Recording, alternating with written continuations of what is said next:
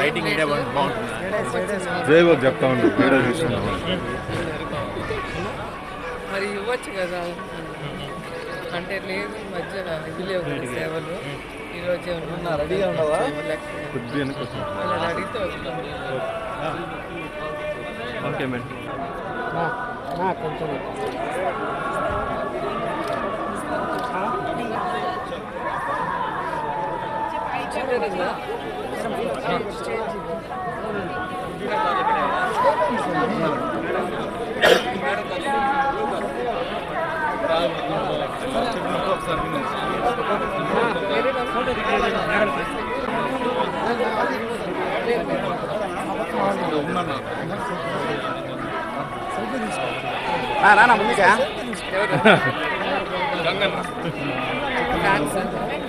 So ప్రజా సంకల్ప యాత్ర చంద్రబాబు నాయుడు వంచన మీద, ఆయన ప్రజా వ్యతిరేక పరిపాలన మీద మరి ప్రజల్లో వస్తున్న ఆ యొక్క కోపాన్ని వాళ్ళని శాంతిపరుస్తూ మరి ఈ ప్రభుత్వం మీద ఒత్తిడి తీసుకొచ్చి ప్రజా సమస్యల్ని దూరం చేసే విధంగా మరి జగన్మోహన్ రెడ్డి గారు ఇదే తిరుపతిలో పూజ చేసుకొని మరి ప్రజా సంకల్ప యాత్ర ఇడుపులపాయలో స్టార్ట్ చేశారు.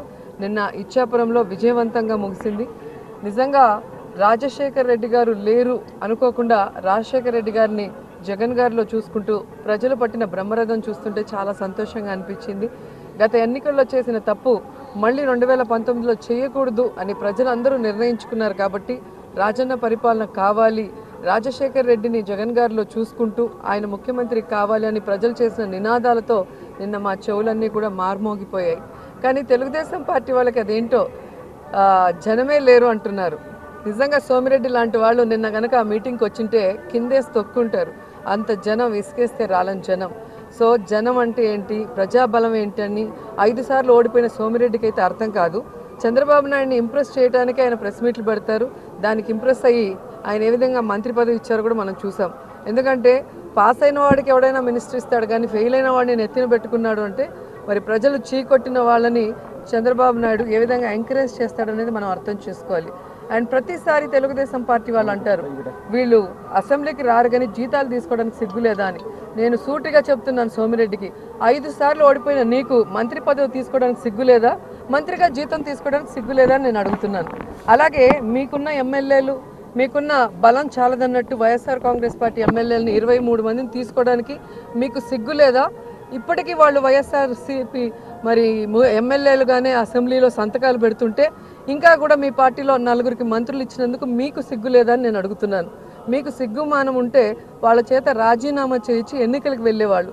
కానీ మీ ప్రజా వ్యతిరేక పరిపాలన వల్ల ఖచ్చితంగా వాళ్ళందరూ ఓడిపోతారన్న భయంతోనే ఈరోజు వ్యవస్థల్ని నిర్వీర్యం చేస్తూ అసెంబ్లీని కూడా ఈరోజు అపవిత్రం చేస్తూ మీరు వాళ్ళని సస్పెండ్ చేయలేదు కాబట్టే మేము అసెంబ్లీకి రాలేదు, కానీ మాకేం టైంపాస్ కోసము ఇంట్లో కూర్చోలేదన్న సంగతి మీరు తెలుసుకోండి.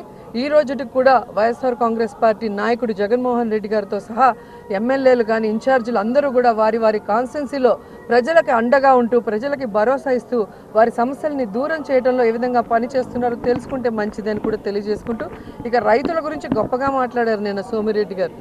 ఈరోజు రైతు బాంధవుడు రాజశేఖర్ రెడ్డి గారు, రైతుల గురించి ఆలోచించేది జగన్మోహన్ రెడ్డి గారు.